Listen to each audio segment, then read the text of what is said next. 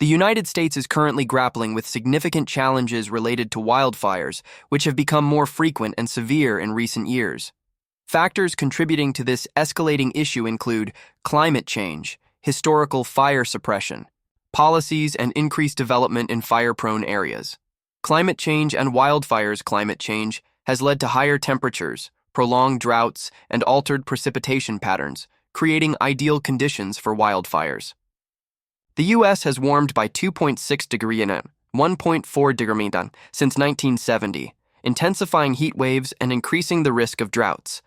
These conditions dry out vegetation, turning it into combustible fuel for fires. The 2020 Western United States wildfire season was particularly devastating, with over 10.2 million acres burned, more than 13,000 structures destroyed, and at least 47 fatalities. Experts attribute the severity of these fires to the effects of climate change. Historical fire suppression policies. For much of the 20th century, U.S. fire management policies focused on suppressing all fires to protect timber resources and communities.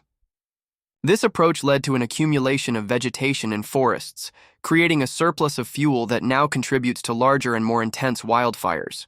Recognizing this, agencies like the U.S. Forest Service have begun to reintroduce controlled burns to manage forest ecosystems better.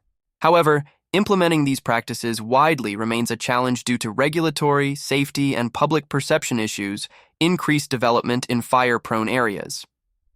The expansion of residential and commercial developments into wildland-urban interfaces has placed more people and properties at risk.